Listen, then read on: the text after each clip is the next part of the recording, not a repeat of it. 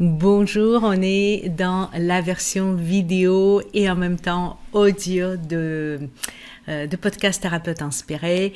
Comme vous avez pu voir ou entendre, ça dépend sur quelle plateforme vous regardez. Maintenant, il y a deux vidéos, par exemple sur YouTube et Spotify, vous pouvez me voir. Et je crois que si je ne me trompe pas, sur d'autres plateformes, vous pouvez que m'entendre. Peu importe, de toute façon, c'est vous qui choisissez ce que vous préférez, c'est le nouveau format.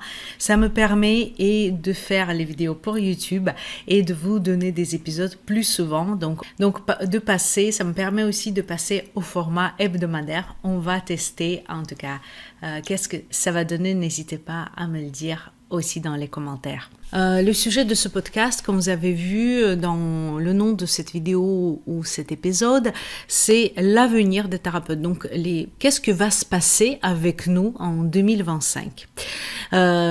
À part être dans la spiritualité, j'aime aussi des chiffres. Donc, j'ai fait mes recherches, j'ai observé le marché parce que je suis sur le marché de bien-être depuis 2013 avec tout ce qui est esthétique et puis à partir de 2015-2016 dans tout ce qui est bien-être vraiment énergétique.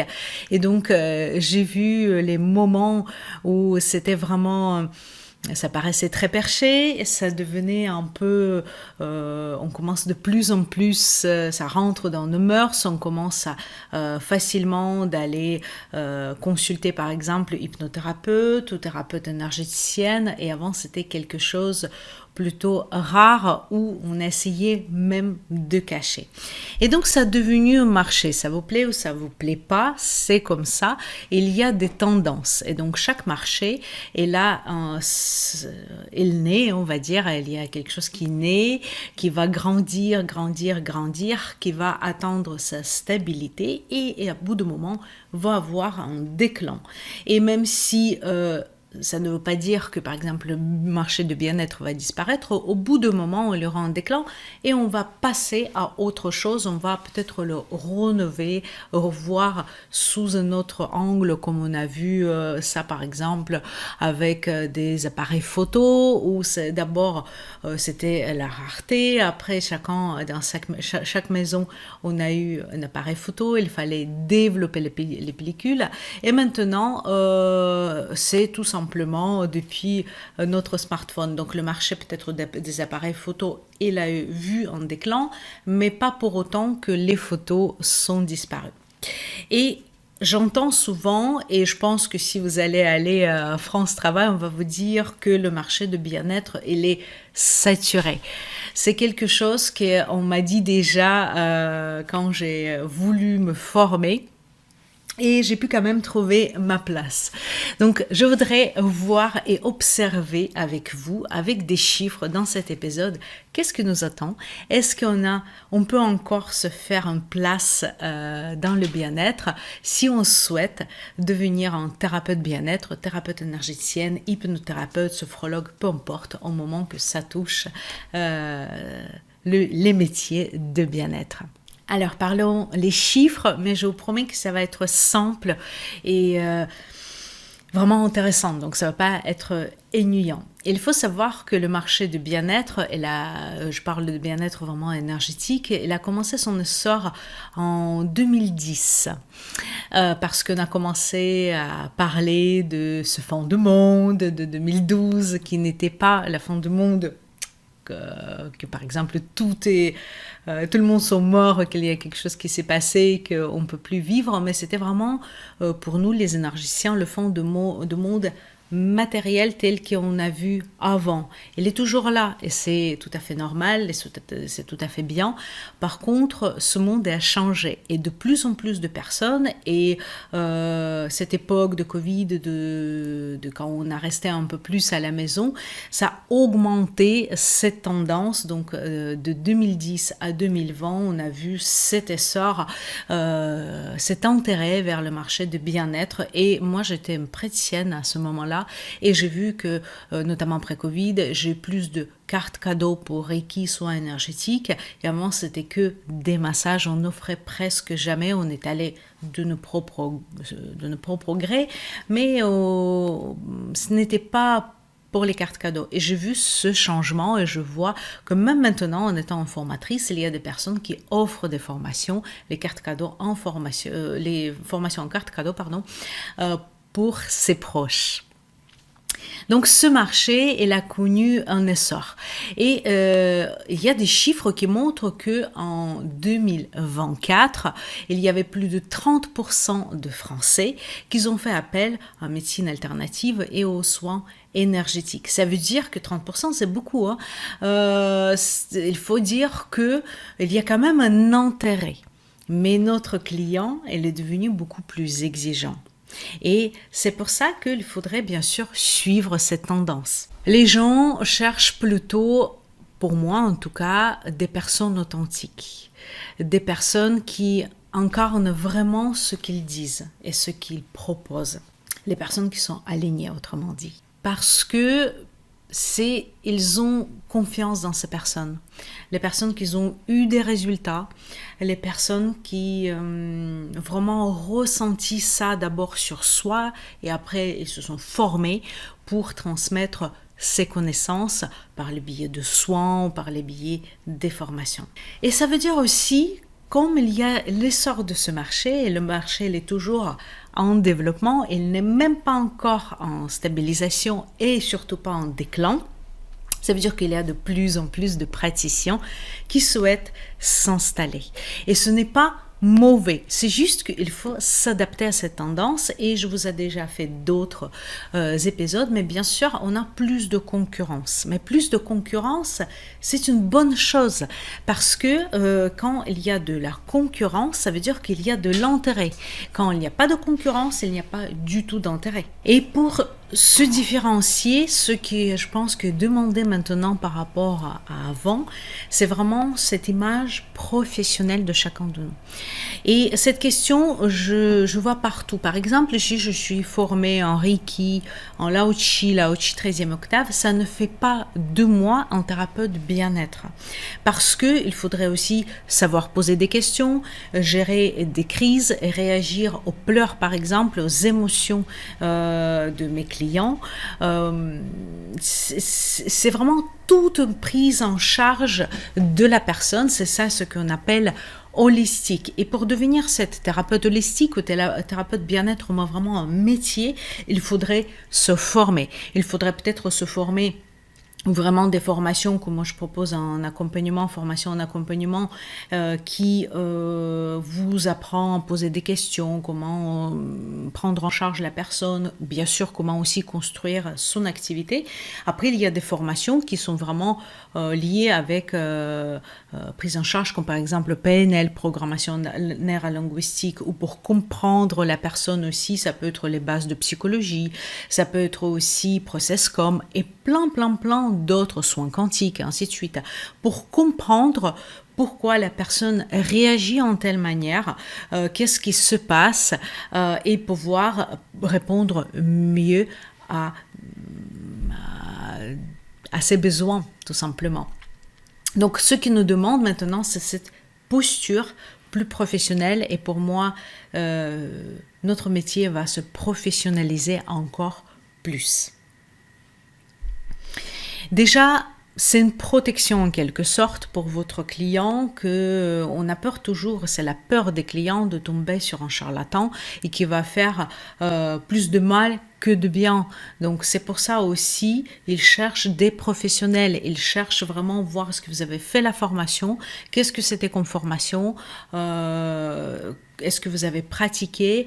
Personnellement, moi j'ai rajouté pour mes formations les questionnaires, j'ai rajouté également entre guillemets les preuves de pratique, ça veut dire que je demande à la personne de me montrer comment elle a pratiqué, comment c'était fait, parce que pour moi c'est important, par exemple pour dossier akashique, ils ont un questionnaire parce que pour le client, pour le cobaye, pourquoi? Parce que c'est important pour moi de certifier des personnes que je suis sûre qu'elles sont capables de vraiment avoir une vraie séance.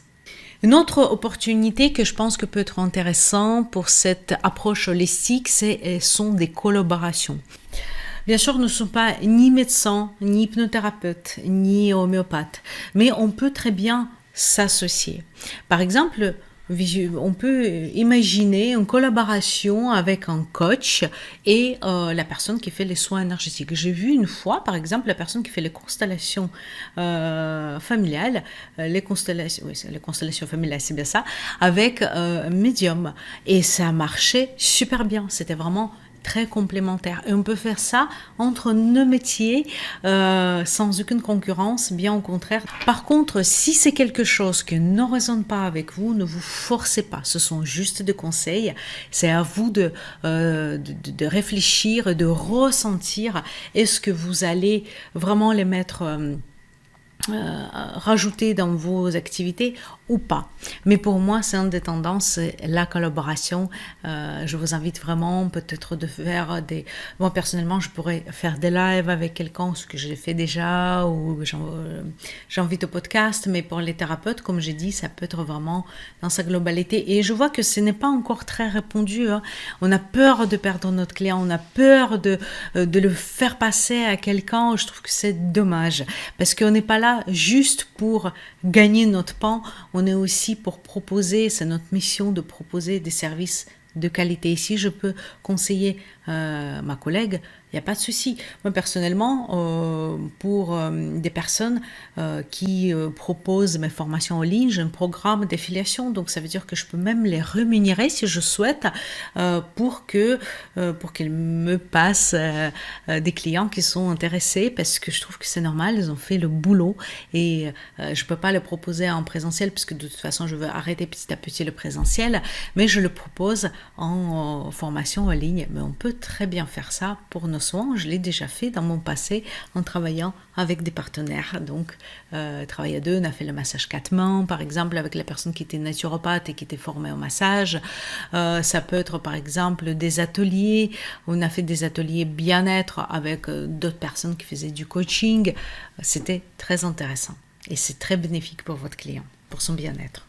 Un autre point, c'est l'authenticité, parce que moi, je pense que vous êtes... Forcément, quand on travaille tout seul, on est obligé de faire plein de choses. Et on a plein de casquettes. Mais posez-vous la question, qu'est-ce qui vraiment vous fait vibrer? Qu'est-ce que vous aimez dans votre pratique? Elle est où votre zone de génie?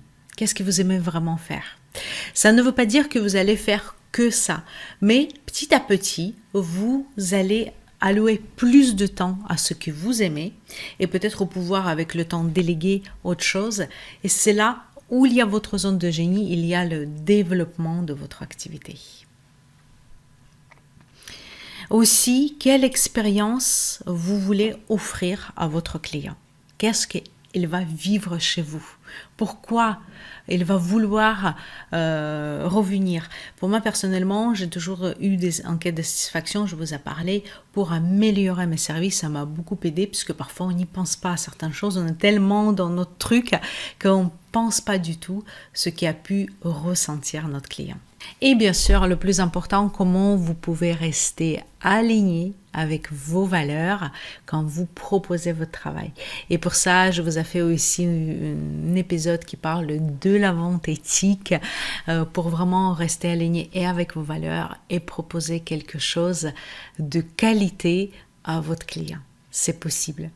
Et aujourd'hui, je voudrais vous partager pour conclure un mantra qui est inspiré du Reiki. Juste pour aujourd'hui, je crois en moi et en l'aide. Et je voudrais juste vous rajouter que selon les statistiques, il y a 40% des Français qui ne connaissent pas la différence entre les pratiques et ne sont pas assez informés, selon les sondages. Ça veut dire que c'est aussi à vous de faire et à moi aussi bien sûr, grâce au podcast, grâce aux vidéos YouTube, faire vraiment cette vulgarisation de nos métiers et d'expliquer qu'est-ce qu'on fait vraiment et en quoi consistent nos soins, ou à travers de votre site, ou à travers de vos brochures, vos prospectus et tout, et bien sûr à travers de votre communication quelconque, peu importe. Je crois vraiment et je vois les tendances que ce métier est là de futur et de plus en plus. Ce n'est pas du tout en stagnation, ce n'est pas du tout en stabilisation et surtout pas en déclin. C'est un marché qui évolue. Il y a bien sûr les défis, mais il y a aussi des opportunités. Je vous invite à prendre un moment et de se poser des questions. Comment moi, je peux évaluer? Qu'est-ce que je peux faire? Ne pas faire toutes les formations possibles et imaginables, mais de quoi j'ai vraiment besoin. Et c'est d'ailleurs un des conseils que je peux vous donner quand vous choisissez votre formation ou qu'est-ce que vous voulez faire, même une nouvelle offre. C'est vraiment peut-être pas proposer qu'un seul, mais au moins d'avoir une palette assez réduite au début pour vraiment devenir un spécialiste dans sa domaine. Et après, vous pouvez toujours en rajouter. Si cet épisode vous a plu, n'hésitez pas à liker, partager, à s'abonner, bien sûr partager avec votre entourage à qui ça peut être, ça peut servir, tout simplement, motiver. Et bien sûr, vous pouvez me suivre ou sur Instagram, bien sûr sur YouTube aussi, et suivre à travers de mon newsletter. Vous avez les coordonnées au-dessous de cette vidéo ou cet épisode de podcast. Je vous dis à bientôt. Merci d'avoir écouté cet épisode de Thérapeute Inspiré. Si vous avez apprécié ce que vous avez entendu, n'oubliez pas de vous inscrire à ce podcast pour ne manquer aucun épisode. Partagez-le avec vos amis et collègues qui pourraient aussi en bénéficier. Vos retours sont précieux pour moi, alors n'hésitez pas à réagir. Laissez un commentaire et notez le podcast sur la plateforme de votre écoute pour que plus de personnes puissent le découvrir. Merci encore pour votre soutien et à très bientôt pour de nouveaux échanges inspirants.